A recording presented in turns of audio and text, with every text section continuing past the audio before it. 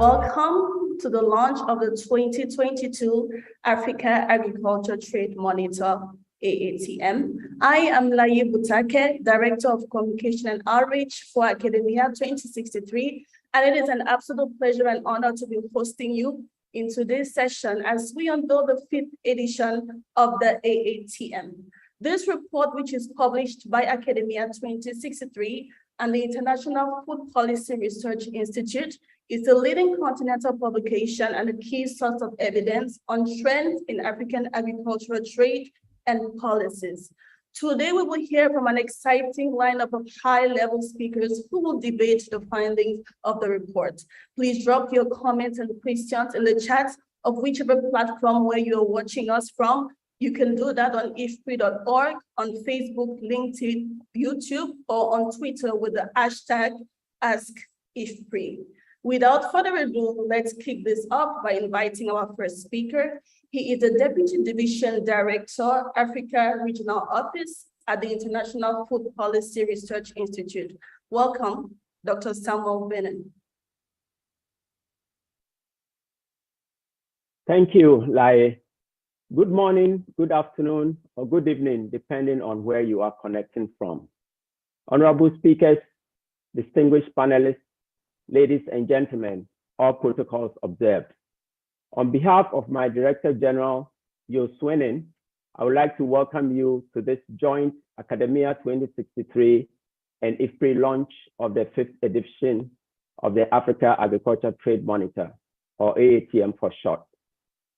The role of agricultural trade in ensuring Africa's food security and nutrition has never been questioned because of the series of events including the locust infestation in Eastern Africa, the COVID-19 global pandemic, and Russia's invasion of Ukraine that is now entering its 8th month, on top of the already high agricultural and food prices due to climate change and other factors. The role of trade in increasing resilience in this volatile environment cannot be overemphasized.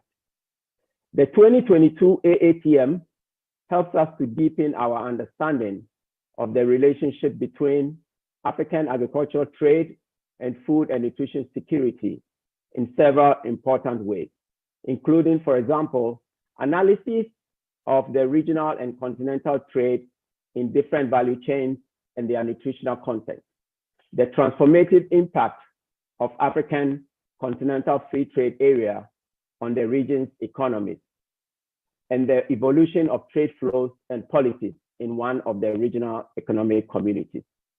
The results of the analysis confirm that there is a high opportunity cost associated with weak implementation of the African Continental Free Trade Area Agreement, for example, and that it is crucial to take a more ambitious approach that fully liberalizes tariffs and reduces non-tariff measures.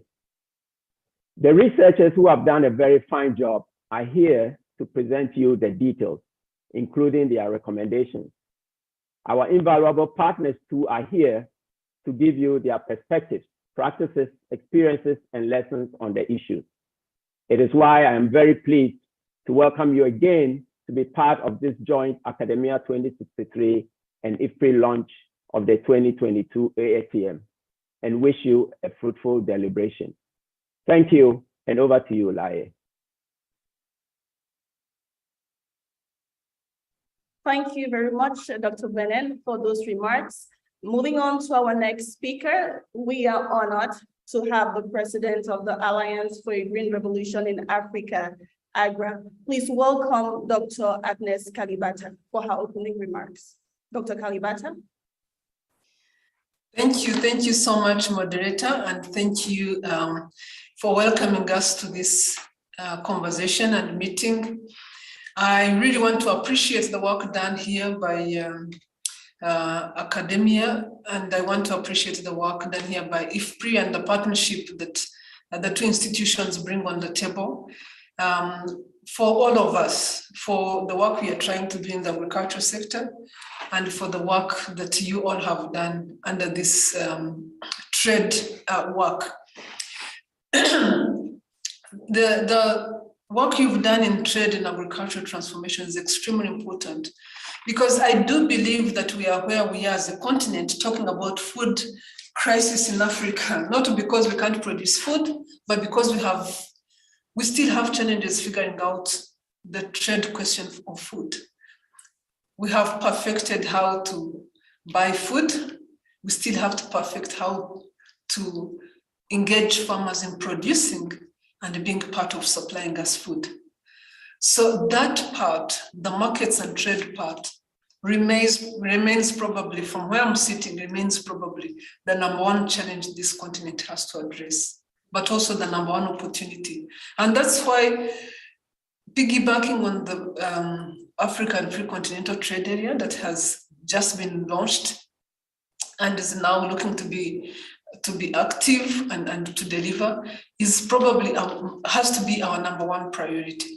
Ensuring that trade environment works has to be our number one priority. So helping us understand what it is from country to country that is making it impossible for us to put our understanding of this big opportunity, our ability to translate it into jobs for Africa's youth, our ability to have the agriculture sector translate into reduced poverty for our continent, helping us understand why we have failed to grip that and bring it and take it and use it to bring it to bear for our continent is something that is extremely important. And I look forward to the conversation that we are going to have here today. As AGRA, as you would know, we really have worked a lot on trying to understand the type of systems that would help deliver farmers from poverty. So we've worked on seed systems, we've been working on policy and state capability, we've been working on understanding how fertilizer systems can work better. But at the end of the day, when we engage the countries we are working in, 9 out of 11 countries, you ask them, what is it that you want us to do differently as we go into a new strategy? And you know that during the last AGRF, we launched our new strategy. When you ask them, what is the number one thing you would like AGRA to work on? Everybody tells you, if you can work on the question of markets and trade, you would have done a lot. So we are trying to understand and to figure out, what does markets and trade mean in these countries? What? We've specialized and focused on staple crops intentionally because some people call them orphaned crops. Orphaned in terms of science, orphaned in terms of research, orphaned in terms of business environment, but also orphaned in terms of markets and trade. So I look forward to listening to you all and helping us and really trying to get a sense of how we can make the system around markets and trade work for farmers. So I'm excited to be part of this conversation, and I congratulate you all for getting to this point. And again, I look forward to this meeting. So thank you again for having me, and let's go into the conversation. Thank you very much, Dr. Kalibata, for those remarks. And now it's my absolute honor, ladies and gentlemen, to welcome for his opening remarks, Honorable Dr. Jean Chrysostome Ngabitsinze. He is the Minister of Trade and Industry for Rwanda. Honorable Minister. Thank you. Good day, distinguished guests, all protocol observed. It's my pleasure to be participating in this event where we will be launching the 5th edition of the Africa Agriculture Trade Monitor, and I am delighted to welcome you all. The task of today's session will be to debate the findings and the policy implication of the 2022 AATM, a leading continental report which addresses issues of critical importance to Africa's agriculture trade, resilience, and economic development. These topics could not be more urgent, especially against the backdrop of recent shocks. World agriculture production, chains, and trade have been facing a series of events that threatened global food security and jeopardized African efforts to create resilient food systems. The situation calls for policies that would leverage the potential of regional trade for stabilizing domestic food supply across the continent, hence reducing the dependence on international supply sources and exposure to external shocks. Climate change significantly affects global cereals and vegetable oil production every year, reducing market supplies while demand remains strong due to global population growth and urbanization. Faced with rising food prices, many governments have adopted export bans or export taxes on cereals. In the cases of Russia, Moldova, Serbia, Hungary, Kazakhstan, palm oil in the case of Indonesia, or fertilizers in the case of China. Meanwhile, the global economy is still recovering from the COVID-19 pandemic. Russia's invasion of Ukraine has exacerbated this problem, pushing up the price of oil and affecting production and export of wheat, sunflower seeds, and oil, corn, and barley from Ukraine, Russia, and Belarus. The combination of the shocks affects agriculture trade and food security throughout Africa, especially in countries that are highly dependent on food imports. The role of trade in creating resilience in this volatile environment is crucial, and this 5th AATM sheds light on current patterns and trends in intra-African trade and examines the potentially transformative impact of the African continental free trade area on the continent's economies. In spite of this volatility, one thing is clear. The extending of trade links between African countries, thanks to the establishment of the African Continental Free Trade Area, may make it possible to decrease the risk of food insecurity in the long term brought the diversification of supply sources and increased ease of access for all farmers to a large market. Furthermore, there is a need for countries to implement trade facilitation, disputes, and free movement agreements. We must work to harmonize regional economic community frameworks and establish a coherent strategy for infrastructure development. Let us leverage the African Equatorial Free Trade Area, which provides a framework for the development and strengthening of integration and cooperation efforts of African countries by promoting integration of production and infrastructure, along with manifest cooperation between the various African regions bodies. I would like to congratulate AATM2063 and the International Food Policy Research Institute for yet another edition of this rich report, which should serve as an evidence-based guide for policymakers across the continent. I am confident that the quality of our deliberations today will make good fodder for policy actors and enrich our understanding of Africa's agriculture trade performance, challenges, and opportunities. I wish us all a fruitful dialogue and exchange at these sessions. Thank you so much. Thank you so much, Honorable Minister Ngabitsinze. We are so honored by your presence. Thank you for honoring our invitation.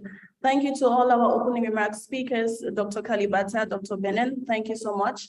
And now let us move on to the thrust of this session. What are the key findings of the 2022 Africa Agriculture Trade Monitor? What are the policy implications of this report? To shed light and to answer these questions, it is my pleasure to welcome the Executive Chairperson of AKADEMIYA2063, Dr. Usman Badian. Thank you very much, Lai. And good day, good morning, afternoon to everybody, Your Excellency and others around the table here. Agnes, my sister from Agra, thank you very much for joining us. I'll be presenting the highlights of the 2020 Africa Trade Monitor. I'm the presenter, the editors leading this work, and who this year again have really produced an excellent report, Antoine Bouet from IFPRI, Sunday Ojo from AKADEMIYA2063, and Shahid Zaki from the Cairo University and AgriDep. We can go to the next slide. The AATM Africa Agriculture Trade Monitor is published jointly by the International Food Policy Research Institute, IFPRI. It is supported financially by USAID and Germany's BMZ. A team of co-editors by AKADEMIYA2063, IFPRI, I just presented those of this report. It is produced by AKADEMIYA2063's communications team, and it is one of the flagships of AKADEMIYA2063's RESAX and AgriDep programs. Next slide. So the content of the 2022 AATM, it looks at the current global food market crisis and its relationship with African countries. It looks at Africa's participation in global agricultural value chains, the role plays therein. Then it turns to intra-African trade in agriculture. It looks at trade in the featured value chains of cocoa, coffee, and tea. Every edition looks at specific value chains, and it also looks a little bit in depth into the African Continental Free Trade Area, into the ambitions and implementation. Next slide. In all of these areas, we have our conventional wisdom. What the report does is to go beyond the surface and give us a little bit more of the evidence. I'll be brief in my presentation and just highlight a few excerpts from a few chapters. When it comes to the Ukraine crisis, I think Minister from Rwanda referred to it. The rising global crisis were already starting before due to climatic events, export bans and taxes and other policies, all supported by biofuels, which all are pushing prices up. So the crisis just made a difficult situation worse. In terms of Africa's contribution to global value chains, it is small, but it's growing at a significant pace. You'll see it when I show the graphs on that. In terms of intra-African trade, Africa exports, still global participation. Africa does export intermediate goods that are used in third-party countries to produce finished products. For example, to the EU, where Africa's share of intermediate product in EU's final product can be up to 40% of its gross exports. So it is still Africa still importing relatively little intermediate goods to process into high value products. And that's really where the money is. We are on track to doing that, but there's a lot of room to go there, and you'll see it. So we import intermediate goods for a little bit of value addition, we export a lot of intermediate goods to others at a lot of value and keep the goodies. And the factors behind that, of course, weak manufacturing base and the abundance of natural resources such as land and mines that position Africa to provide these raw materials. Next slide, please. And here in terms of intra-African trade, the COVID crisis really illustrated what we need to do as we go into the African Continental Free Trade Area. Africa's inter-trade declined significantly across economic regions except the East African community. Why? Because of the trade facilitations and all the efforts that are being made in this community to increase trade. So it did survive these large shocks. So that is something that we need to keep our minds on. Over the last 2 decades, intra-African exports have grown rapidly, in particular for processed products. The share of intra-African trade, however, is much higher in the food sectors in terms of calorie, fat, and proteins than in terms of value. Although going forward, again, for the AfCFTA, Africa still faces high escalating tariffs and non-tariff measures internally, not externally, internally, and that will need to be taken care of as we move forward. Next slide, please. In terms of the AfCFTA itself, most tariffs are supposed to be eliminated, but there are clauses on sensitive and excluded products which may create loopholes and delay implementation. If you just remember the thing I talked about in terms of high tariffs and non-tariff barriers, so these loopholes might delay the benefits from the AfCFTA. Africa still faces significant non-tariff measures that will have to be addressed. And it is clear from the work in this chapter that it's just not the tariffs, but the non-tariff measures that needs to be dealt with, because the impact and contribution far outweighs the impact and contribution from tariff eliminations. Next slide. I'll be now showing you a few graphs and tables from the report. This one is showing what was really driving global prices already before the war. The export restrictions, and particularly in China, or high gas prices in the EU, which pushed fertilizer prices, and on top of that, the Russian invasion. There were drivers already behind higher food prices. If the war was to stop, the world is most likely going to see higher prices, and therefore we need to equip ourselves accordingly. Next slide. And here we're looking at African countries that are the most exposed, and you know them in particular. This is North African countries expose most of cereals, but also countries like Nigeria, Kenya, and Cote d'Ivoire as well. Next slide. Here we're looking at Africa's participation in the global value chains. The yellow part of the bars are how much of foreign intermediate goods Africa imports to add value and exports. The orange shows you how much of intermediate goods Africa exports to others to add value. So those orange bars is where we need to grow into to create value and create wealth. It is still high, 85% of what we produce in terms of intermediate goods. And that's where I think we have an opportunity to boost manufacturing and add value. Next slide. You will see here that across the different sectors, it is in textile, the blue part, where Africa imports intermediate goods, machinery, chemicals, and others to add value. And the least performing is agriculture, where you primarily export the orange part fraction of our value addition to others to add value. So we need to reclaim that. Next slide.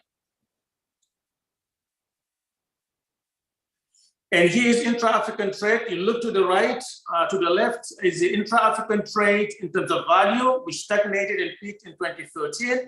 And next to it, you look at intra-African trade by nutrient, calorie, protein, and fat. So we're exporting more and expanding trade in food products, and we're exporting more in higher value non-food products. So that's the dynamics that's happening currently in Africa's current trade. Next slide. And here, Africa is exporting more and more of processing, semi and processed goods. The share is now about 73% Africa average, driven primarily by ECOWAS and to a lesser extent by COMESA. So the processing sector is driving a trade within Africa and externally. Next slide. And here we all complain about tariff escalation, high tariffs. African intra-trade is not just facing high tariffs, but also tariff escalation. You look at the example of cocoa from 3.2 if it's unprocessed to double that when it's processed, and again, almost double that again when it's fully processed. So that kind of tariff escalation will have to go away. Otherwise, Africa is going to be in the same situation of producing raw materials for the rest of the world. Intra-trade need to take that away. Thank you. Next slide. And you also see that African countries are subjecting each other to the same non-tariff measures similar to what you're observing outside of Africa. Ghana and Mali's NTM on non-tariff measures, ECCAS is here, on cocoa are similar to what Colombia, China, Hong Kong, and South Asia region are applying here. So that too is what Africa needs to deal with in order to further facilitate intra-African trade. So it's not just others doing it to us, we're doing it within the continent. And this way AfCFTA has to really pay a lot of attention. Next slide.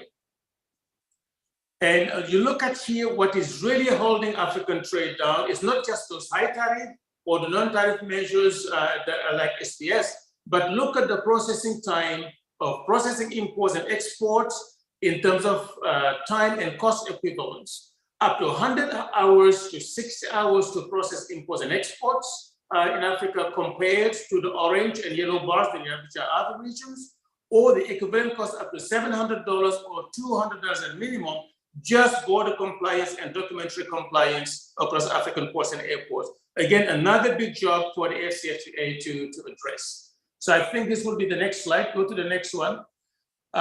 These were the just highlights of some of these chapters. This is an excellent report. There's a lot of in-depth looking under the surface of what is there. And I do wish you all an excellent reading. And again, congratulations to Antoine, Ojo, and Zahir for a great report. And thank you to all of you. Bye-bye.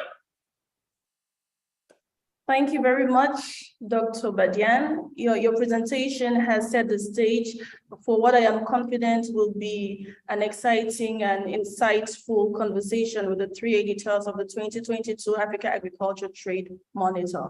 But before we get into the panel, let's take a look at some highlights from the 2022 AATM video on your screen. Did you know the Africa Agriculture Trade Monitor is a leading continental publication and a key source of evidence on trends in African agricultural trade and policies? Published by AATM2063 and the International Food Policy Research Institute, the annual flagship report uses high-quality data analysis to review Africa's progress in trade development with new analysis on critical topics for trade in Africa's agri-food sector. Designed to strengthen evidence-based policymaking in agricultural trade in support of the comprehensive Africa Agricultural Development Program, the 4 editions of the AATM since 2018 have covered the impact of COVID-19 on African agricultural trade, the role of informal cross-border flows in Africa's trade, regional trade integration and inter-African trade, and the status and trends and competitiveness of African countries in global and intra-African agricultural markets. We are excited to launch the 5th edition of the Africa Agriculture Trade Monitor.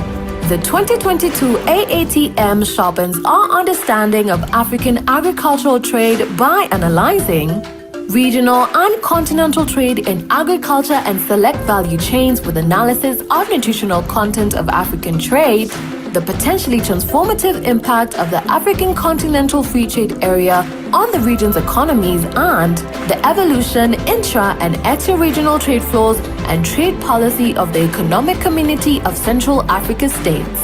The report models the impacts on trade, growth, and welfare of several potential approaches to the AfCFTA implementation and analyzes trends and policy issues in value chains for stimulants, cocoa, coffee, and tea. And there's more. With special thanks to the editors, contributors, and the production team, we invite you to explore this latest edition of the Africa Agriculture Trade Monitor to access improved trade statistics and indicators for deeper insights into Africa's agricultural trade.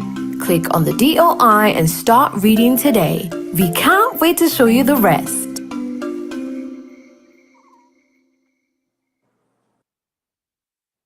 And now let me welcome the moderator of the panel session, Dr. Heike Koffler, Project Lead, Agricultural Trade, Agribusiness with GIZ. Over to you, Madam Moderator. Thank you so much, Dr. Butake, and I would like to welcome again everyone attending this seminar and the launch of the 22 AATM. Now that we've heard the highlights and the main messages, we would want to dive a bit deeper into some of the contents that have already been presented by Dr. Badiane. And we will do that by inviting the three mentioned editors of this year's report, and I will introduce them in a segment. And this will be followed by some interventions from three invited discussants, and that again will then be followed by an open Q&A inviting all of you. So this is just as a reminder that we would like to hear from you. Please participate in our Q&A session and please submit your questions on ifpri.org, on Facebook, LinkedIn, YouTube, or using the hashtag AskIFPRI on Twitter. So this, please let us hear from you. And with those few remarks, I will now move to the Additive Panel. And I would like to invite for the first intervention, Dr. Sunday Pierre Ojo. He's the Deputy Director, Knowledge Systems with Academia. The floor is yours.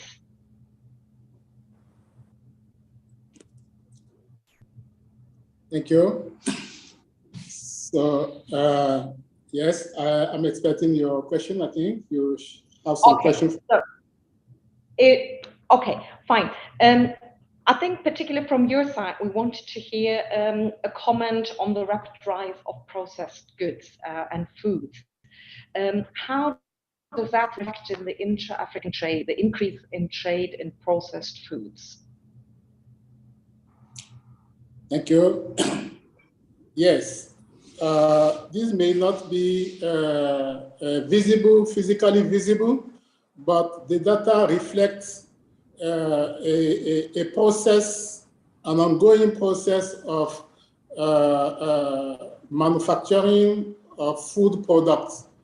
The data show that despite what we think, there are some technologies that are used to process agricultural products.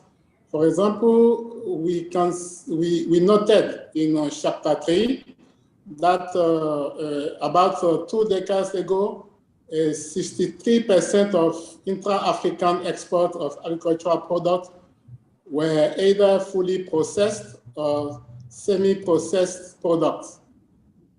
Currently, over the last 3 years, the share increased from 63% to 72%.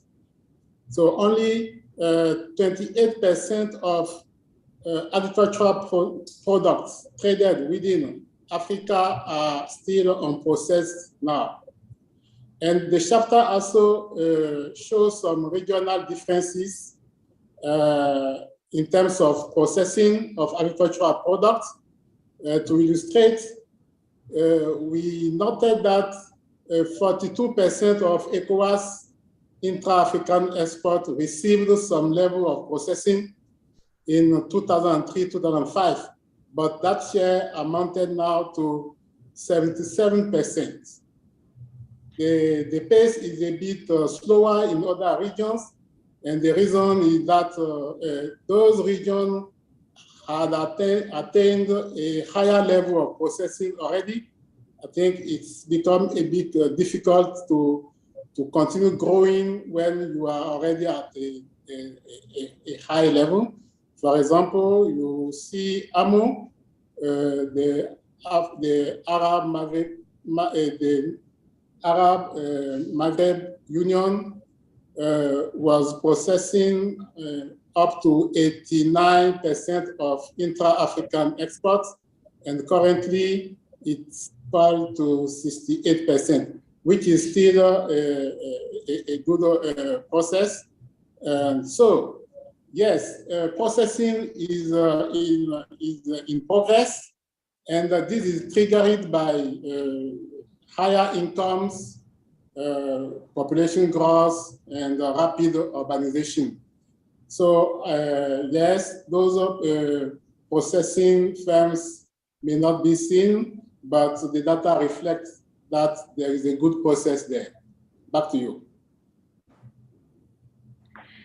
Thank you so much. May I just stay here for a second, because I think this is very interesting. Do you have a particular explanation why the ECOWAS region was produces such a strong growth in the trade of processed food compared to other regions? Yeah, I think what is to be explained is probably why the share of ECOWAS a couple of decades ago was so little at 42%, while the other regions are at least at 70%. So I think that the reason may be related to, as I said, the trends we are seeing in terms of income growth and urbanization. It is a region where urbanization and change in lifestyles, change in consumption habits are growing very fast. So there a demand has been noticed, and even though African exporters may be not so competitive outside Africa, they can seize the opportunity to fill in the new demand that are coming up within the continent. And food processing is a very promising market, and West Africa is feeding into that. Back to you. All right, thank you. Thank you very much for these clarification. I think that gives a bit more feel to it. I would like to ask you one last question before moving on. Coming back to the nature of processed foods, we know that these are relatively high in calories, fat, sugar, other nutrients that are associated with rather the risks of non-communicable diseases and rather nutritional risks. Is this being reflected in the trade flows you've analyzed? And if so, what steps can or should policymakers take to mitigate these nutritional risks and dietary issues associated with the increase in consumption of processed food? Thank you. Yes, in fact, this report has made a good analysis in terms of trade in nutrients. We used to conduct the analysis in terms of gross value, but here we consider the trade in nutritional contents terms, and the results are very informative in terms of how trade could contribute to food security in Africa. You know, in value terms, intra-Africa trade represents something like 19 to 21% of African trade. But when you express African trade in terms of nutrient content, the share is larger. For example, you can see that up to 39% of all traded calories are traded within the continent, and 28% of all traded fats, and 37% of traded proteins. As regard the fats, this is where there is a bit concern. So if you consider these shares at the regional level, the content in fats of a region's trade within Africa maybe has 76% for at Africa level, but at the regional level it is up to 85%. In ECCAS, it is even up to 98% in the Arab Maghreb Union. So this level of fat contents is a concern, and it is important to consider more research to see how this concern maybe is true or not. But in case this becomes a true concern, there are some steps that should be taken to mitigate the risk associated, the health risk that could be associated. Those steps could include developing some norms and standards about nutrient content during processing. Back to you. Thank you so much for particularly illustrating where these details lie. And I also learned a lot here, particularly concerning the issue about the fat and sugar contents. So I think a lot of accompanying research would be nice, but also maybe alongside them research and also some advice in the direction, the steps you've mentioned, because we know how important these nutritional risks are. And as we all know, we've moved from a double burden to a triple burden in a number of countries already. So thanks very much, Dr. Ojo, for your remarks and deeper dive on some of the matters. I would like to move on to our second editor, to Dr. Antoine Bouet, a Senior Research Fellow at IFPRI, and I would like to invite him to talk a bit about the AfCFTA, which also marks one of the AfCFTA implementation, which marks one of the chapters of this year's report. And I would like to hear from you a bit more about what do you think are the adequate steps to monitor progress and the impact of AfCFTA implementation, in order to also see, is it on track, what needs to be corrected while we go along, even though the process might take some time. But how can we monitor the progress, and what do you see in terms of intra-African trade, agriculture trade, the priorities for either African institutions, for country governments, for technical and development partners, and who should be doing what and looking for what? Yeah, thank you very much, Heike, for this question. So the AfCFTA, which is the abbreviations for the African Continental Free Trade Area. So it will be considered as successful, of course, if it has a significant impact on intra-African trade. And so here we need a precise and right measurement of intra-African trade. And of course, as everybody knows right now, I think trade is not well measured, cross-border trade is not well measured in Africa. So for example, if you look at a recent study from the Economic Commission from Africa, it concludes that informal trade is estimated to be between 7 and 16% of official trade.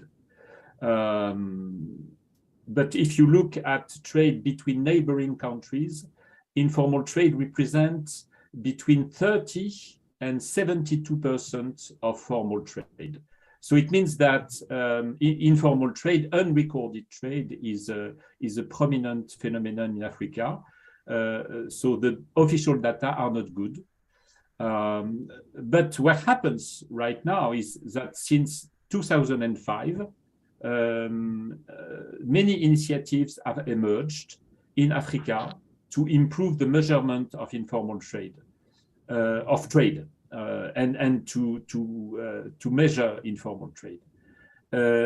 And I would like to say that not only this initiative exists, but official institutes try to collect this data and to include this measurement in official database to improve the official measurement of international data trade in Africa.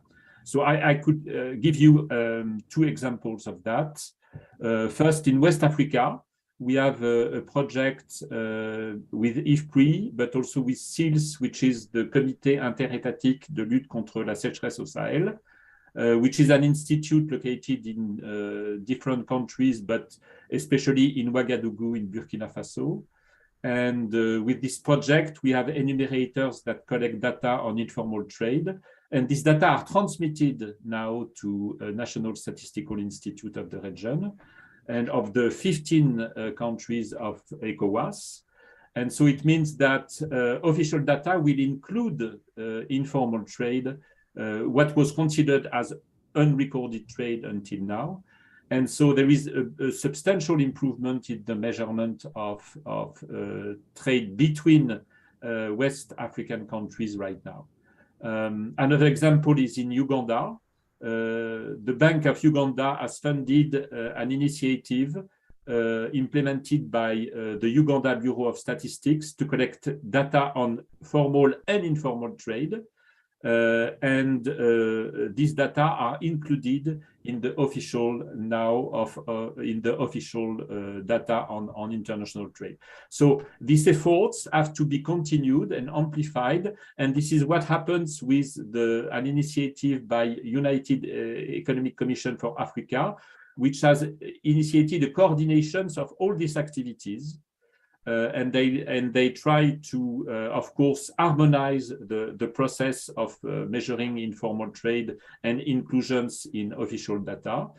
It takes time, but I'm relatively optimistic about this process.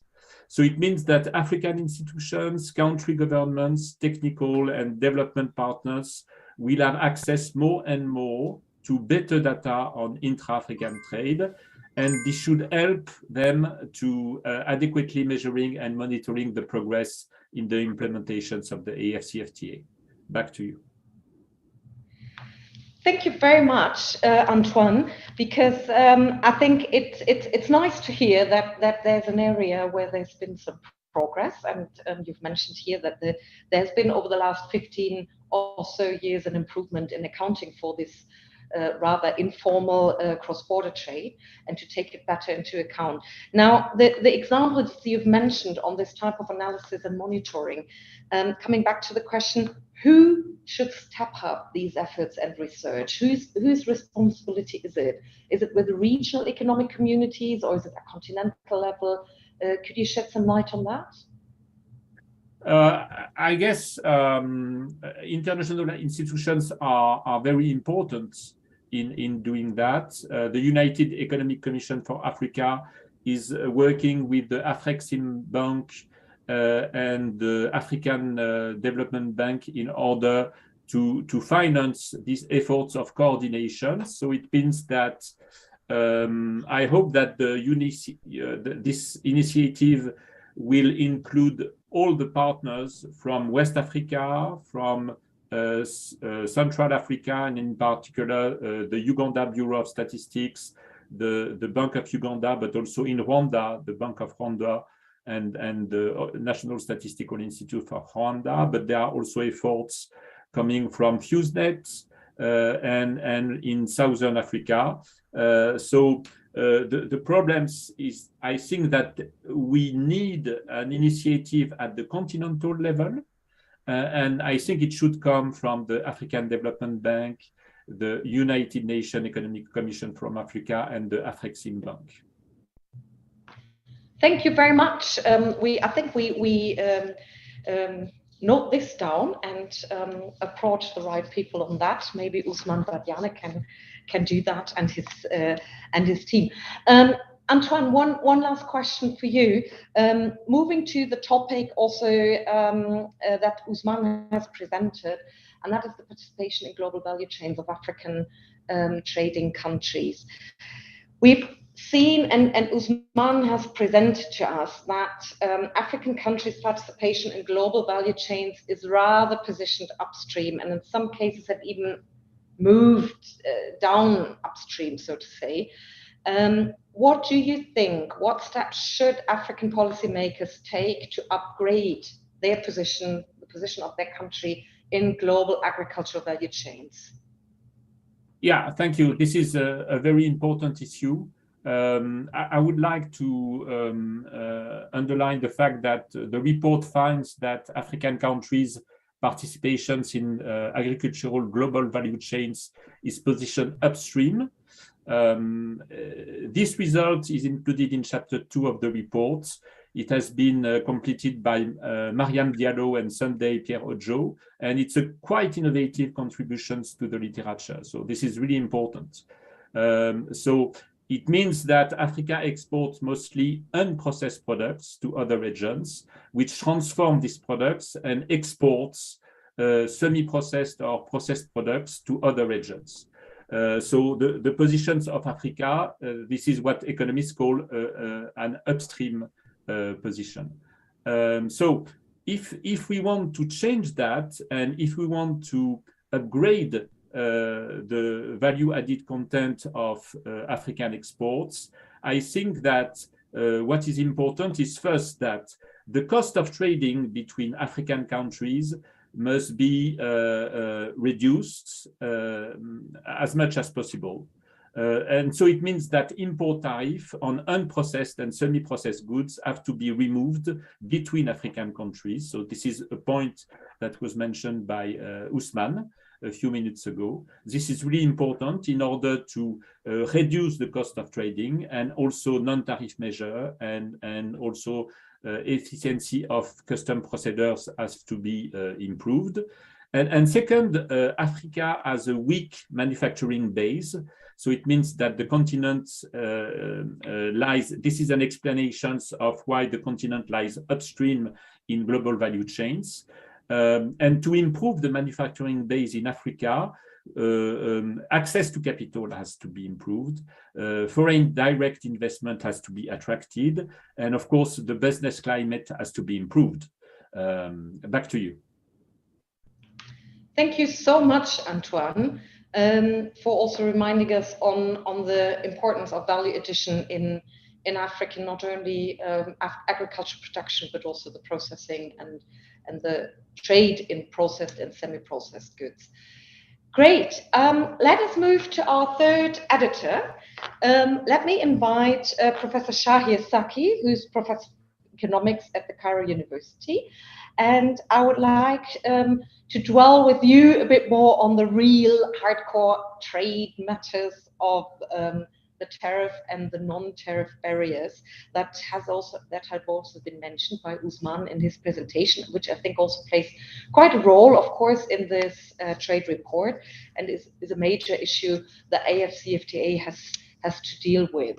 So my question is that among all the other challenges we've already also touched upon, the tariff and non-tariff measures that prevent African countries from moving up in the value chain and to export these more processed products out of the continent include some of the so-called stimulant crops, which have their own chapter this year in the AATM. That is chapter 5, and it's about the key cash crops, coffee and tea, for example. And the question is, can you tell us more about the prevalence and the impact of trade barriers for these particular stimulant crops?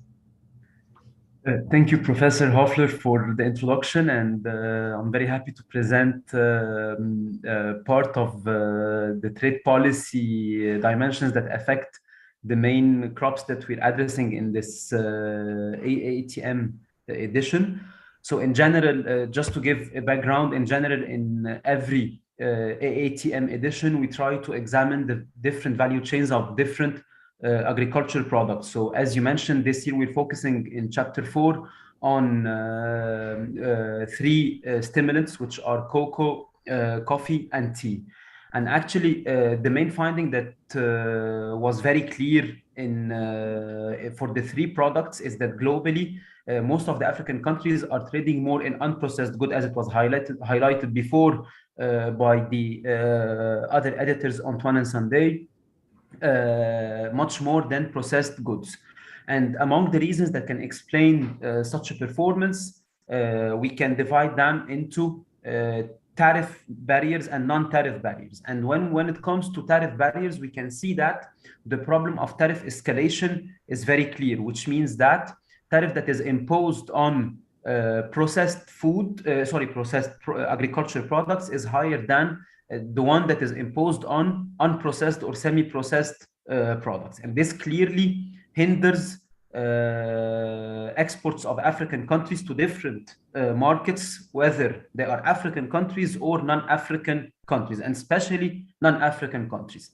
That's when it comes to tariffs. And interestingly, also what we found is that still, despite the presence of different regional economic communities in Africa, intra-African tariff is in several cases high, which means that we still have some tariffs that are imposed on these stimulants and that hinder intra-African trade. When it comes to non-tariff measures, and it's much more complicated issue because non-tariff measures might be justified for health reasons, for instance, we found that clearly most of these products are subject to several technical barriers to trade and sanitary and phytosanitary measures that are related to health or to the protection of the environment, the health of animals, of individuals, and so on.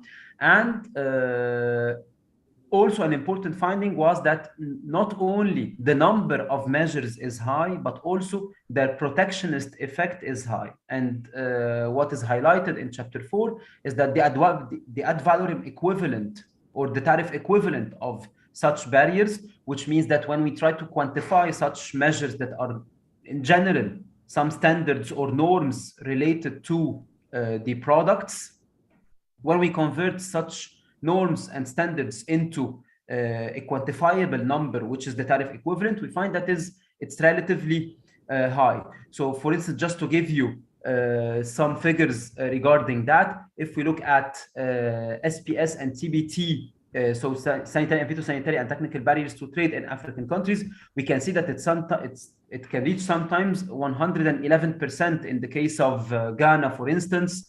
For cocoa, it can reach 90% in Zimbabwe, and so on. And this clearly affects the trade in such products. So among the policy recommendations that and I will end with this point, that clearly a lot of effort needs to be exerted in terms of addressing non-tariff measures, either through improving the quality of goods by mutual recognition of standards and norms, by providing African producers with a more or with a stronger technical assistance in order to improve the quality of such products, in order to comply with different non-tariff measures imposed by their trade partners. Thank you. Over to you. Thank you so much, Professor Zaki. This tariff escalation is really, with the example from Ghana that you illustrated, I think it's really something that needs to be addressed by the AfCFTA. And who else? Now, so just as a follow-up question, who do you think should start working on preventing these tariff escalations right away? So this is an excellent question, actually, and an important finding of Chapter 5 that was trying to examine the effect of AfCFTA on African countries was that if we do not adopt an ambitious approach to implement the African Continental Free Trade Agreement, its benefits will be very limited. And by an ambitious implementation, we mean that the African Continental Free Trade Agreement has to address the issue of non-tariff measures. So clearly, at the continental level, the African Continental Free Trade Agreement might be a very good framework to address that. But I think that most of the interventions have to be at 3 levels. So the first level is at the level of small farmers, because several farmers, they might be able to produce but not able to export because of such problems related to what extent they comply with the rules. So I think that a significant part of the effort has to be deployed at the level of small farmers, and at I would say a higher level, at the level of small and medium enterprises that might be operating in the sector of processed products. And we know to what extent small and medium enterprises are very important in Africa, and to what extent they generate employment, and even from a gender perspective, to what extent they are intensive in women. So I think a large part of the interventions have to be at the level also of SMEs. And the third type of intervention, I think, and as it was highlighted before by my colleagues as well, there is an important role for international donors in this regard, because I don't think that it's an issue of a lack of finance for such producers in order to comply with the standards, but more a know-how or a technique of production that needs to be improved. So I think there is also room for some international donors in order to make the AfCFTA more effective in its implementation. Thank you so much for this clarification on whose job it is. So let's find maybe in the next couple of weeks and months the champions to continue the discussion and the work on that. Last question to you.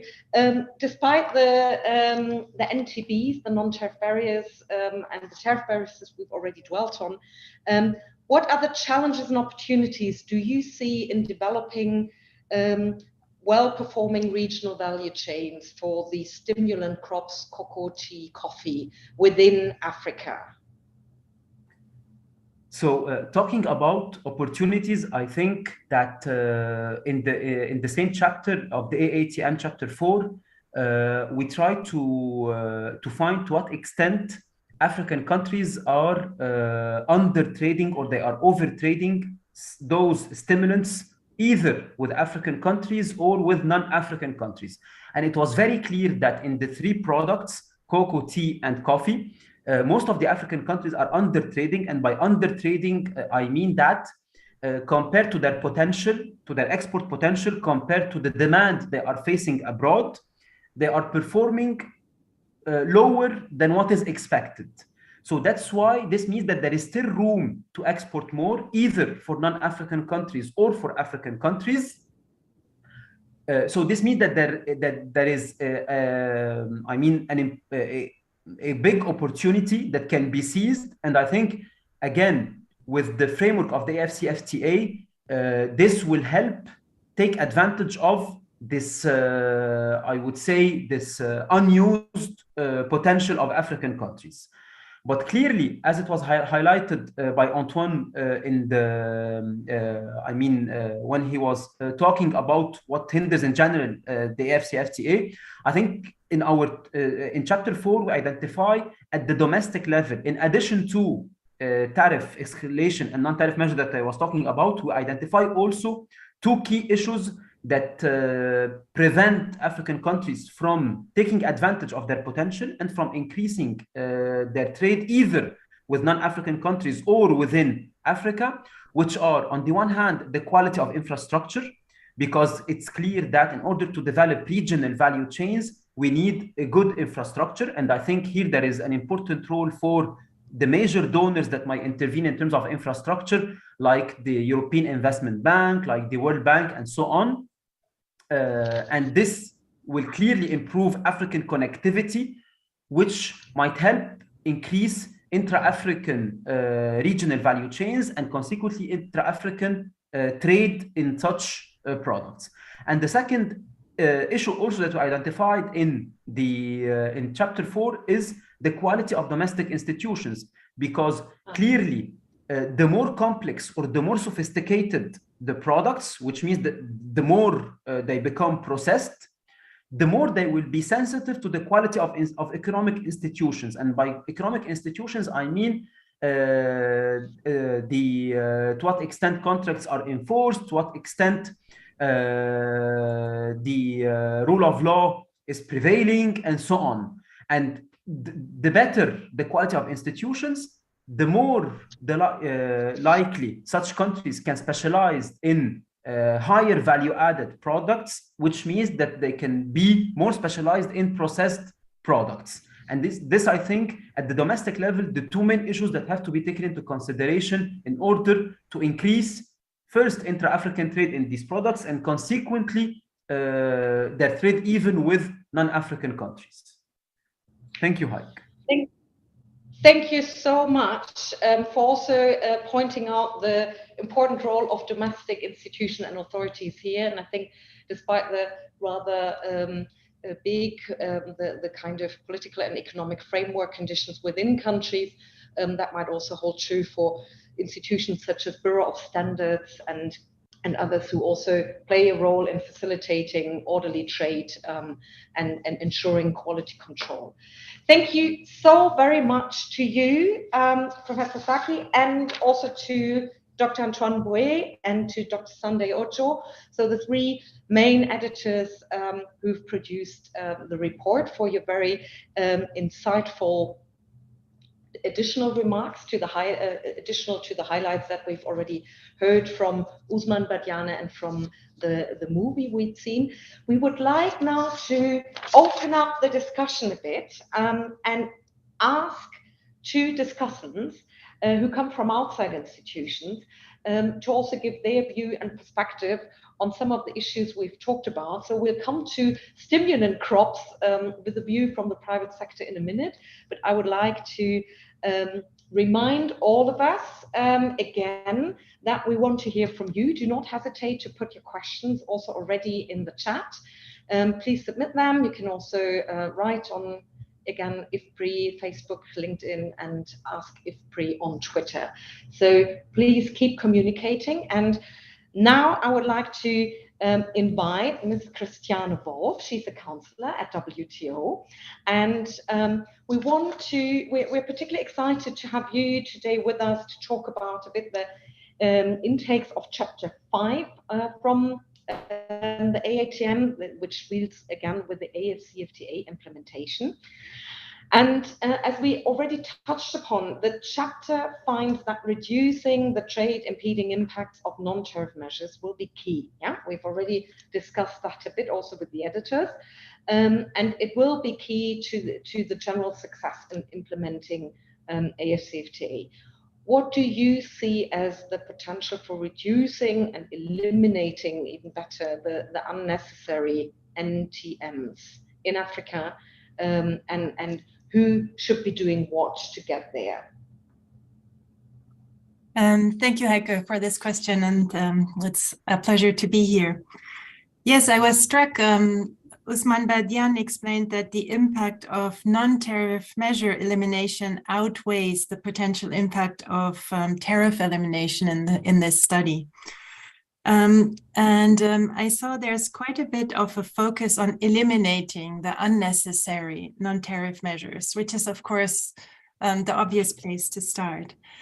I saw an interesting novel mechanism, the reporting, monitoring, and eliminating mechanism, but all of this still seems to be focusing on the elimination of unnecessary NTMs. I was thinking that a lot of especially the sanitary and phytosanitary and the other technical regulations that are in place are often necessary to achieve policy objectives, including health protection, environmental protection, product quality, and so on.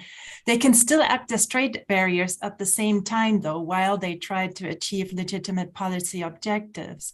So I think the key focus is on trying to reduce the trade impact, to identify the unnecessary trade impact and to try to tackle that, whether it's by eliminating unnecessary measures completely or by looking at the existing necessary measures and seeing where do they go beyond what is necessary in terms of their impact on trade?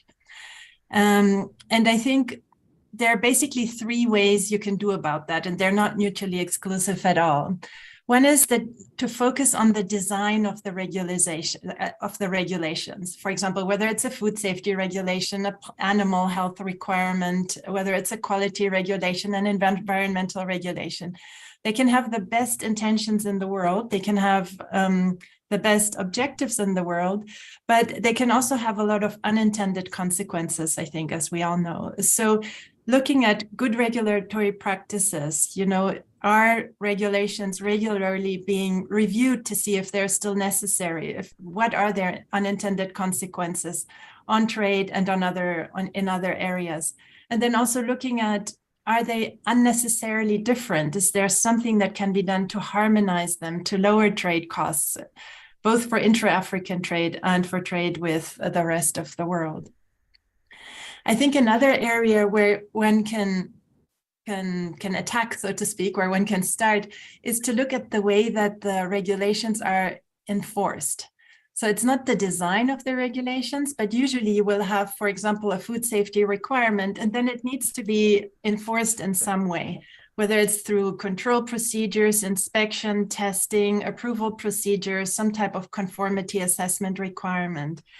And so it goes in the direction of trade facilitation. And I think here we have to stress the objective, again, is not to get rid of necessary safety controls. We all want safe trade to happen, but to look at how can we achieve the same level of safety with a smaller impact on trade.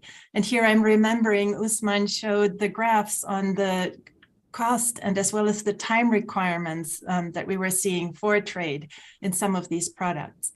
And I think, for example, here is also where you think, where are we on the value chain and what is the risk associated with the product that is being traded? Is it a primary product, which will probably not be consumed as such, but which may be transporting pests? Or are we talking about a more processed product that will be consumed, but that might actually be quite shelf stable and may not require a lot of inspections to ensure its safety? So adapting the level of inspections to the actual level of risk is, I think, a very good way to target resources where they will have the biggest impact while avoiding unnecessary delays, unnecessary barriers to trade. And then the third area one can look at is, I think, the transparency and predictability of the measures. So you can have a very legitimate measure that is trying to achieve an important policy objective such as health protection. You can have in place control, inspection, and approval procedures that are targeted. They are really trying to get at the riskiest products and make sure that those are okay. But if the traders don't have information about them, they might change at any time, there's no predictability, no reliability, then still the cost, just by the uncertainty that such measures will cause, the cost will be very high. And I think that this might be the easiest place to start. I took a quick look. There are requirements for publication of all the regulations that are enforced, of course, to just allow trading partners to familiarize themselves with them, but also advance notification of any changes. And I think we see a very unequal performance across different African countries. I noted that last year, Tanzania was extremely transparent in terms of the number of, for example, sanitary and phytosanitary measures that were notified, while other countries did not notify any changes in regulations or in legislation at all. And of course, that creates a climate of great uncertainty. And I think there are different actors that can help at all these different levels. There are, for example, good regulatory practice guides that can be implemented. And I think both donors as well as potentially RECs and other regional organizations can play a role in providing assistance and rolling those out, attacking the red tape, implementing trade facilitation measures, but also at the transparency. I think there's something that even with a little bit of political will and a lot of national level coordination, this is something that can relatively easily be tackled by individuals even that want to make a difference. I'll stop there. Thank you, Heike. Thank you so much. From this view from WTO and a bit with your global view, I particularly liked your example from Tanzania. And maybe Antoine Bouet can pick it up with his thoughts on AfCFTA implementation and advice, whether they could not set a kind of positive incentive scheme for those countries who are very transparent and who do their notifications and who adapt their level of inspections and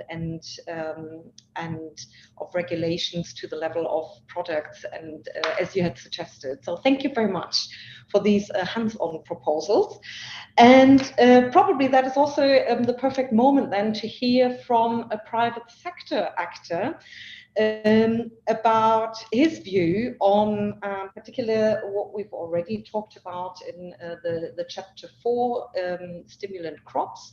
I would like to invite Mr. Joseph LaRose, who's the Director of Development by Triton Company.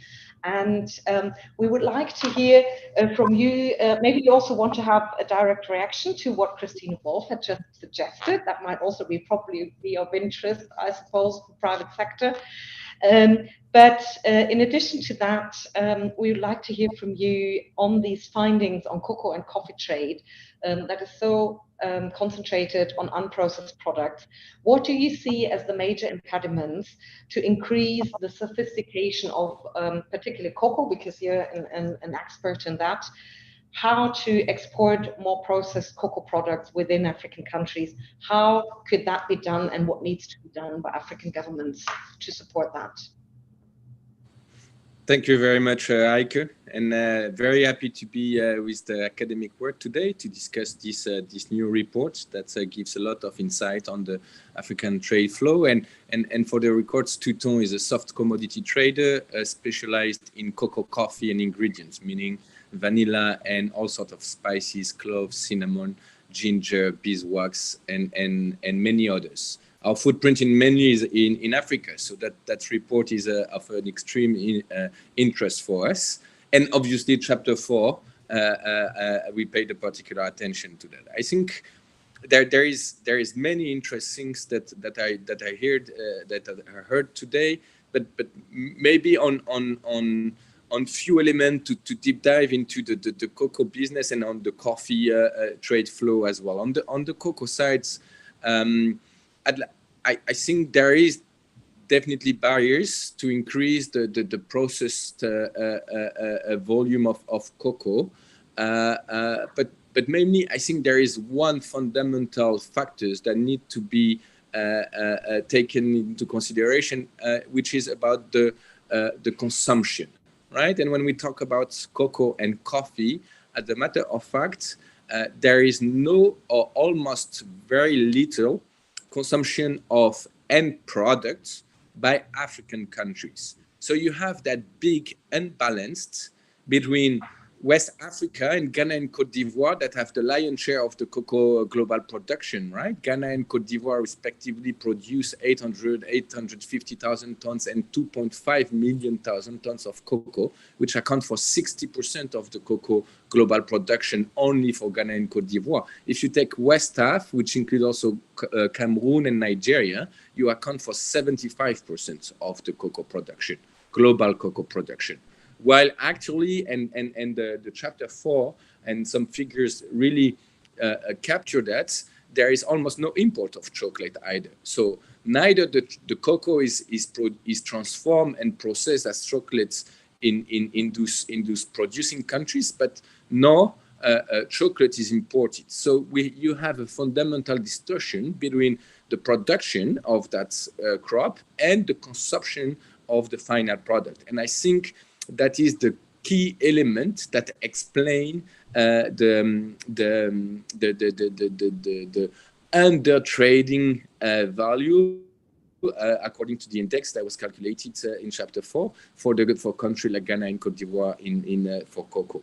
But I like also maybe to give a bit more of like on the ground reflection and also business perspective on it. What we have seen in West Africa over the last 5 to 6 years is a significant increase of semi-processed products.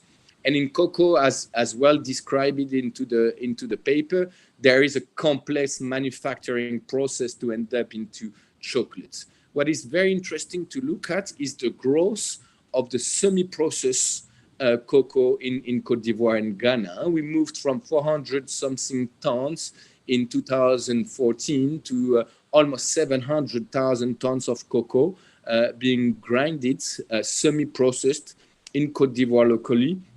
And that growth is going to continue because there has been a lot of investment being done by the private sectors and the public authorities as well to grow the portion of cocoa that is being processed up to what we call the liquor, the butter, or the powder level, which is semi-processed products.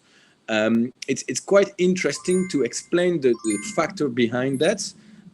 You have obviously national incentives and policies that support the investments, right? Whether it's tax discount or discount on the good of the prices of cocoa. You have also an increase in demand, 2% per year, that is followed by an increase in production. So in value, the level of cocoa that is being produced has increased a lot. Back in 2010, when I entered the cocoa industry, Côte d'Ivoire was producing 1.5 million tons. Today is 2.5 million tons. So it's quite important. But also you have a decline in Asian production, which have switched the Asian industry to buy West African beans for some years, and now the Asian industry is relocating their grinding capacity in Côte d'Ivoire and Ghana. And last but not least, you have a regulatory framework where sustainability, where mastering the supply chain, the human rights due diligence, the deforestation regulation upcoming in the EU, had put pressure on the private sectors to invest more into the supply chain. So there is less indeed, the process of chocolate is not there yet. I think that's mainly because of consumption that is not there yet. But the semi-processed has increased and will continue to do so. Thank you so much. You leave us with some good news here, I guess. And that, of course, is nice to hear, also particularly in the comparison with the Asian region. So let's see, and maybe give everyone else a chance. The question of which region to trade with, we will pick up in a second, and probably you can come in on Asia and the cocoa trade there again, because we have someone also being interested in trading with the Caribbean area. But let me thank you, Joseph Larose, and Christiane Wolf very much for your interventions as discussants. And now I would like to straight use the remaining 15 minutes we have for Q&A. And we have some great questions already, and I will start with one clarification. Some of these questions have already been answered while we went along. One anonymous comment was that research should have started with food crops rather than stimulant crops, as Africa is food insecure. That's a very true observation, yet the AATM picks every year a different value chain chapter and a different regional economic community. So this year it was a particular analysis of the stimulant crops, as they play a huge role for African exports out of the continent, and it picked on the Central African region as the regional economic community. In previous years, there have been different chapters. There was already a chapter on the main staples, on grains, on roots and tubers. So whoever posed that comment, please have a look at the previous volumes of the AATM in 2021, 2020, 19, and so on. Okay, there is a question from for some of the editors, and that was rather of the general question: are some African countries performing better than others in terms of participating in the global value chain? I think Dr. Ojo talked about that. And are there any lessons to be drawn from these experiences of the better performing countries? And may I ask everyone to be very short and sweet so we can have a couple of questions. Dr. Ojo.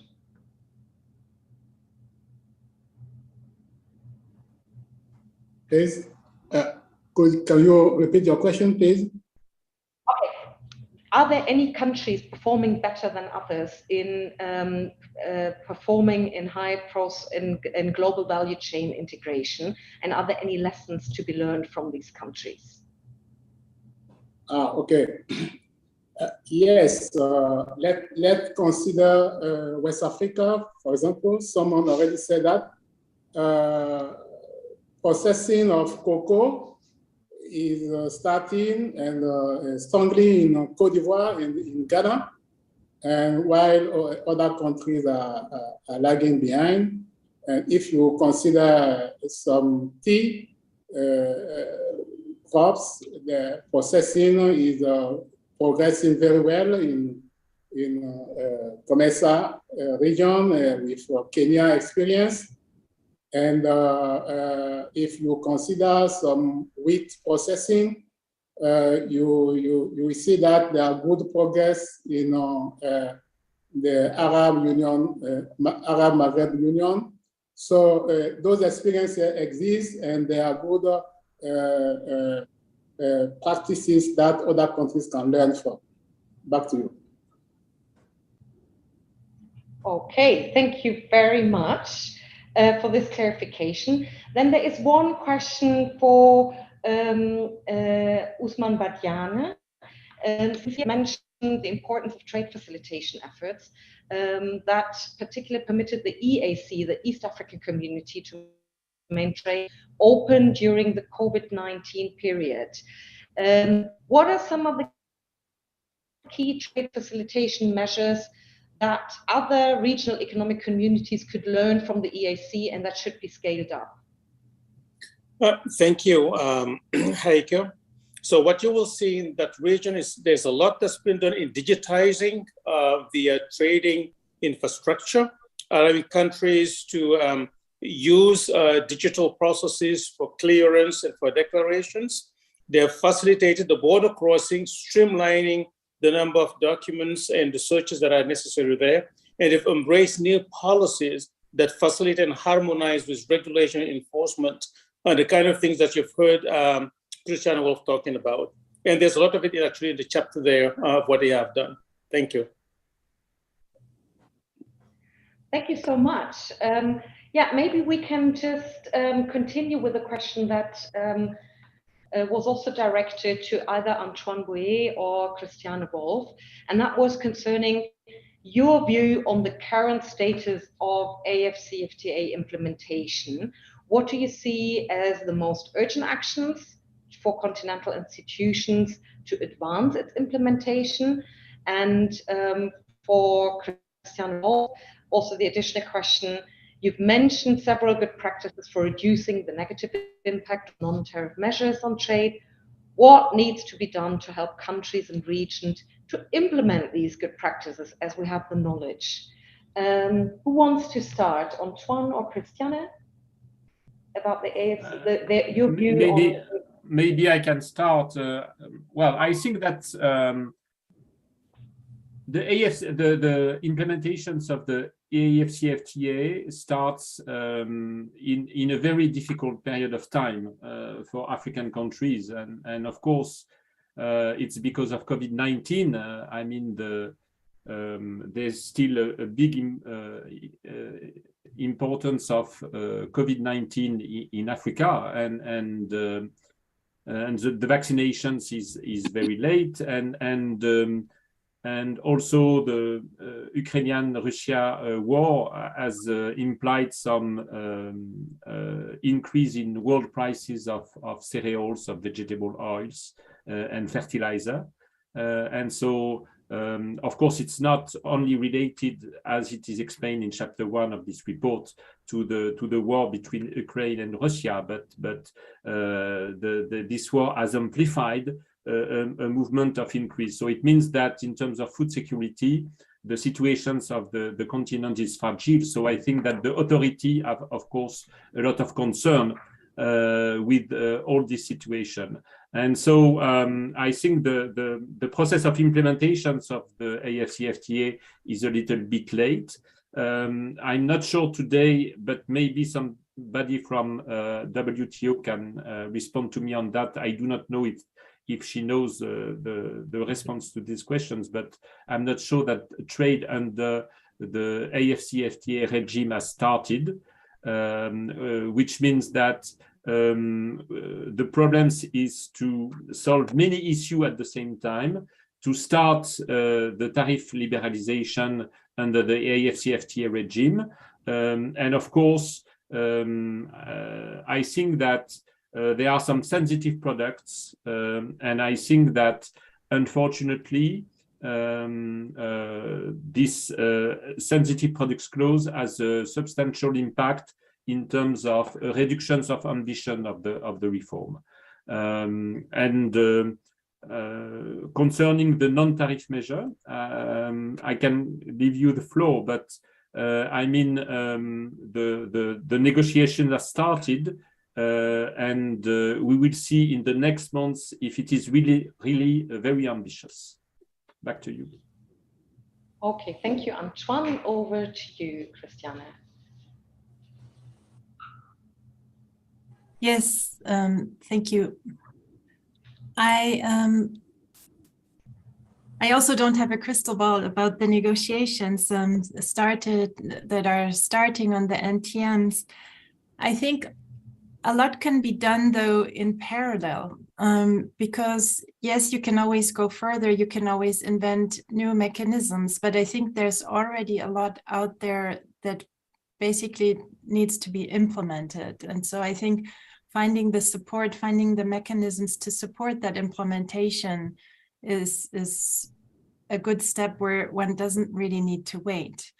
So as I mentioned, there's, for example, for good regulatory practices, the Standards and Trade Development Facility has developed a very good guide on how to apply that in the SPS area. And I think one doesn't need to wait. Both bilateral donors as well as regional organizations, I mean, FAO, WHO were all parts of the development of this guide. And I think it can basically be taken off the shelf and adapted to each national situation. I think that in terms of transparency, there are a lot of tools out there, whether it's at the WTO, at the ITC, and I think what one needs is maybe to build the institutional capacity, to build the mechanisms to ensure that it happens. But you don't need an additional negotiation to make it happen. I think a lot can be done without having to wait for the outcomes. Okay, thank you. So a strong plaidoyer for not staring at the huge peak to climb, but to start walking, if I understood you correctly. And could you also give us a quick one on this question, what needs to be done to help the willing countries and regions implement these good practices? Where can, in case we have anybody listening from national country governments who said like, okay, let's do it, where could they turn to? Where do they find support? Yes, I mean, I mentioned the Standards and Trade Development Facility, which is a mechanism that was created by the WTO and other organizations. There are 5 partners, including World Bank, World Health or Animal Health Organization, and so on. They have been involved in creating this guide, and it's a place that coordinates the technical assistance. So I think it's not in this area, in the very specific sanitary and phytosanitary area.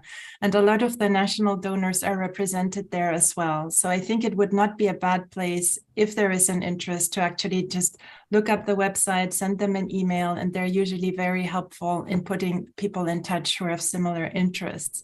But I mean, having said that, of course, FAO, there are a lot of the multilateral organizations that are very active in this area, as well as the bilateral donors. So I think it would depend a little bit on each country where they have maybe programs where something like this could be fitted in, or if it's something completely new that would need to be started. In that case, I think I would suggest contacting the STDF. Great. I can only support that because we've also come to learn the STDF is super efficient and a very, very quick responding body for trade matters in agricultural trade. Let's move on. We have a few minutes left, and there is a question to Joseph Larose, and that is, what are the key policy interventions that you, as a private sector actor, would like to see for stimulant value chains to improve performance and to increase the participation in, I guess, inner African trade? What are the key interventions you would like to see? Sorry. Well, again, I think the promotion of local consumption and of local market, and in the paper, some of the reason for which Côte d'Ivoire, Ghana, and the cocoa global value chain are positioned. There is historical reason, there is financial reason, but I think to build a market for end products that will definitely help to raise the bar and to help those countries to industrialize a bit more.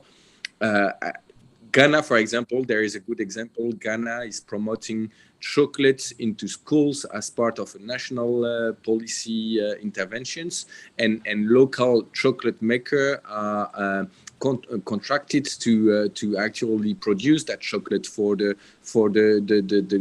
Ghanaian children. So that there is different aspect. I think tariff measures has been discussed, but the intra-trade in terms of products, you have some Côte d'Ivoire cocoa or coffee going to Algeria, but that's pretty much it. I think there is also more and more pressure on the sustainability front and on the regulatory and I think front for sustainable issues such as human rights or deforestation.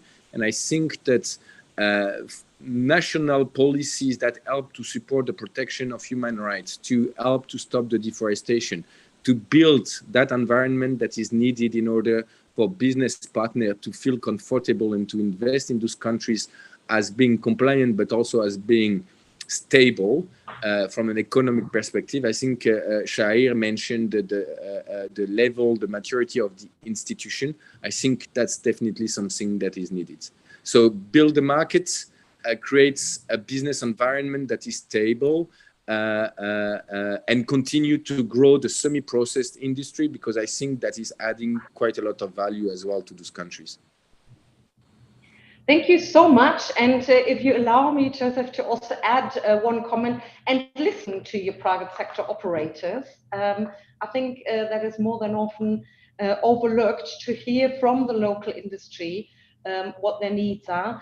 But at the same time, we also know that in a number of countries, it is also difficult to get an organized voice and view from private sector actors. So probably also try and think about how to organize the private sector views in a way that it can interact and enter dialogue with government and authorities in an effective way.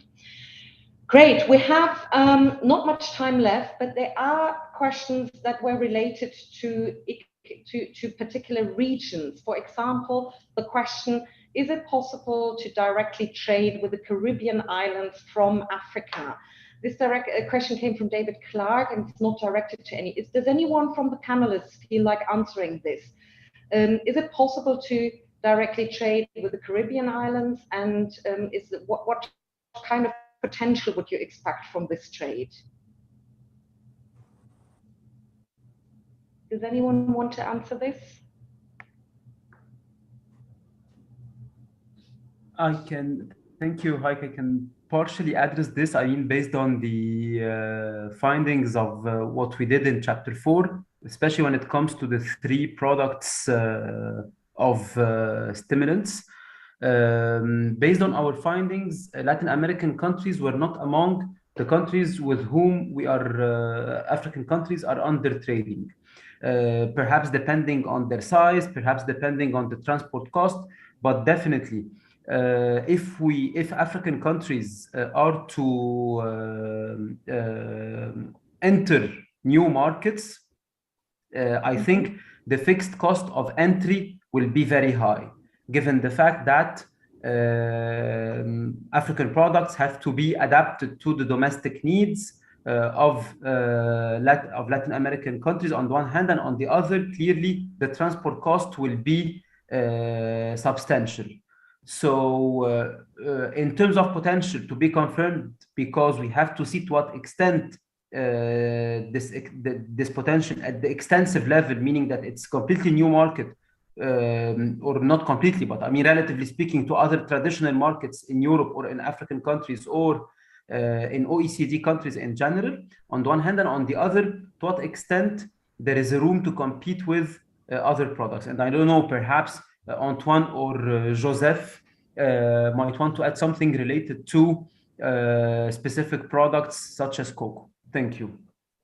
Thank you so much, Shahir. Unfortunately, we don't have time to move on with that question, but Christiane has raised her hand, so I'll pass it on to you, Christiane.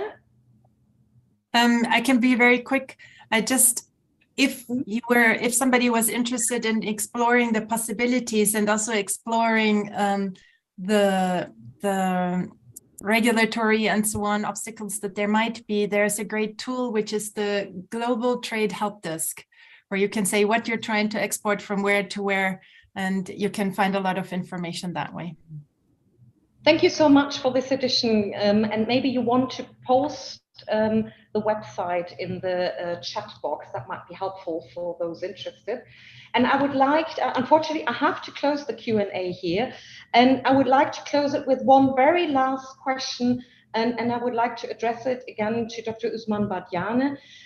Since we could not hear from Dr. Jacob Kocho, the Directeur du Marché Commun of the Economic Community of Central African States, I would like to address the last question to you, Ousmane, and that was, since we have in this year's AATM the particular chapter on the Economic Community of Central African States, what do you see as the main opportunity for expanding intra-regional African agriculture trade for this specific REC, for the Economic Community of Central African States? Right, thank you very much, Heike.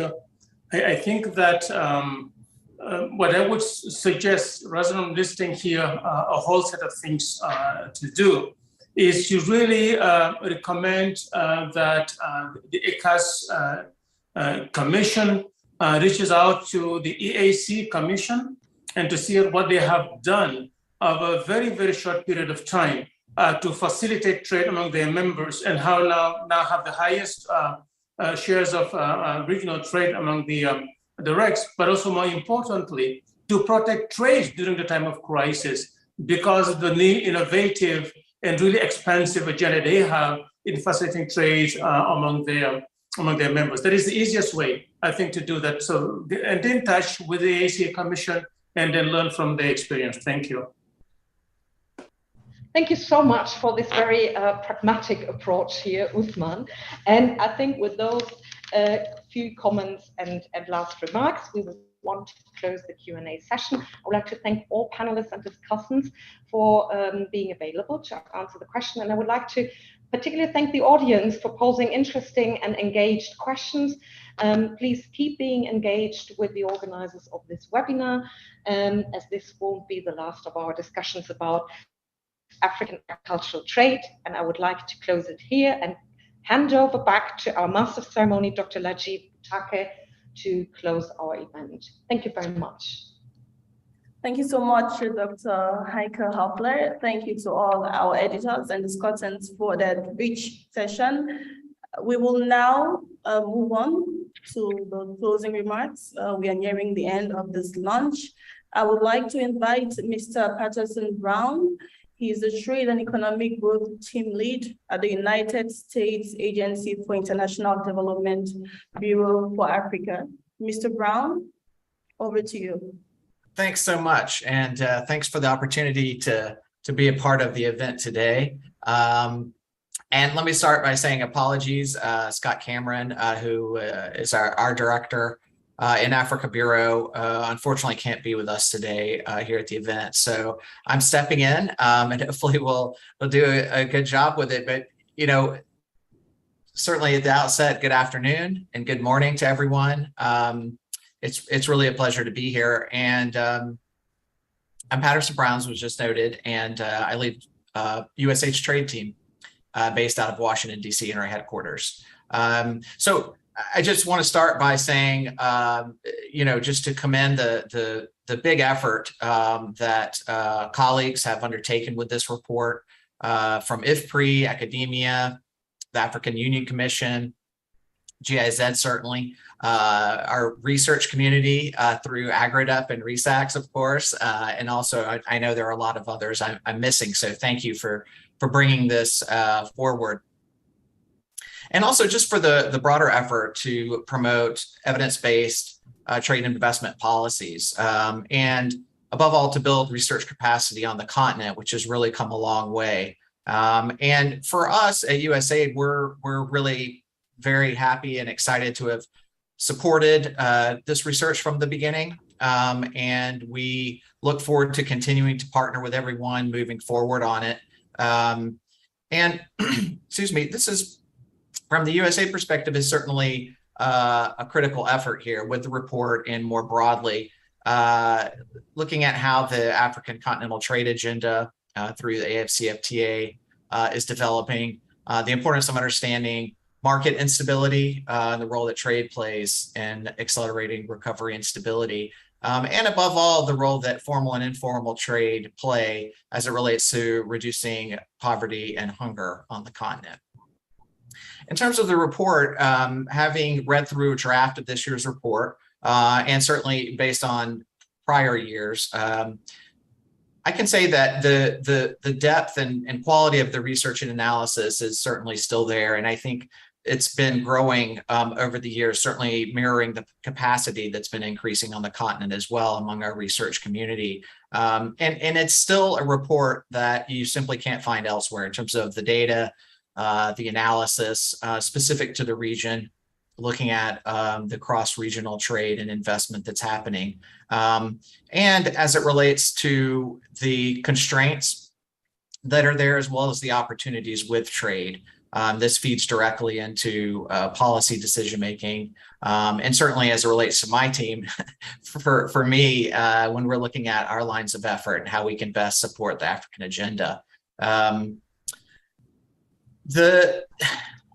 The generation of this evidence analysis is really important, as I noted, in terms of trying to help move the African trade agenda forward with the AfCFTA and more broadly, our continuing work with regional economic communities. For us, especially when it comes to informing our new programs and design of initiatives and activities, this work is really important. And, from our perspective, we've been working in this area for a number of decades with a lot of you all along the way to improve trade investment performance. And we learned some things along the way, certainly. And so we've developed a program called the Africa Trade and Investment Program, or ATI as we call it, that really brings forward a couple of dynamics that we didn't think we were doing a very good job of prior. And I think for this report, and certainly our community, having a truly continental perspective and lens for engagement and support has been a big step forward. So for us, that means incorporation of North Africa with our work in Sub-Saharan Africa. So now we have a really seamless and integrated set of efforts across the continent.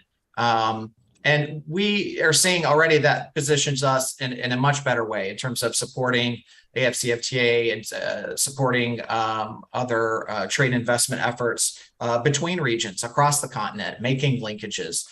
So it's really a platform for us to leverage resources, expertise of the private sector, and to support the increased trade and investment in Africa. One of the goals of the program is also to drive economic growth and job creation, which by extension will promote food security, lower poverty and hunger, and really build out the lasting policy frameworks that we see are necessary to promote sustainability.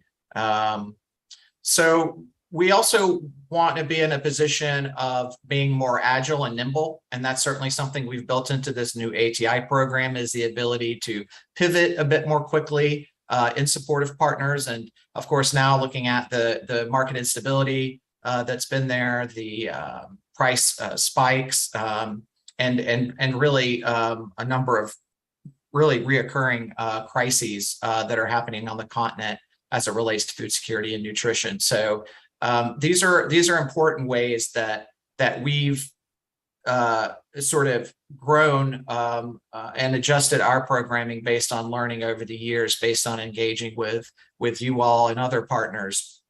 One other thing I wanted to mention about our programming, earlier this year, the head of our agency, of USAID's Administrator Samantha Power, pledged that 50% of all of our projects over the next decade will put local and regional partners in the lead to co-create, implement, evaluate USAID programs with the ultimate goal of much stronger locally led development ownership. And so this is a next step up for us, and we really see as an important one. And you all are a big part of that effort as we move that forward. Certainly, as I mentioned earlier, AgriDep and Research, or RESACS, and some of our other partners, is a great example and something that we really want to deepen. And we have support of our administrator and our senior leadership. So, I would just say in closing, as we move forward, we really need your help in identifying opportunities and challenges to growth, to continue to apply the rigor and analysis to the questions around how to promote trade investment and growth, private sector growth, and achieve sustainable, inclusive development. So I'll end it there. Again, thank you so much for the opportunity to be a part of this, and want to commend you all once again on the report, which I've already started to share with my leadership, but look forward to broader engagement internally. So thanks so much for the opportunity again. Thank you so much, Mr. Patterson-Brown. Thank you for honoring our invitation. So there you have it. We have come to the end of the launch of the 2022 Africa Agriculture Trade Monitor, published by AKADEMIYA2063 and the International Food Policy Research Institute. It's been a pleasure and honor hosting you today. Thank you so much for joining AKADEMIYA2063 and IFPRI. Please visit the publication pages of academia2063.org and ifpri.org to access the report. Follow us on Facebook, Twitter, LinkedIn, and YouTube, and let us continue this conversation. Let us continue driving stakeholder engagement for evidence-based and sustainable policy outcomes across the continent. Thank you all, and I'm sure I'll see you very soon at our next event. Until then, take care. Goodbye.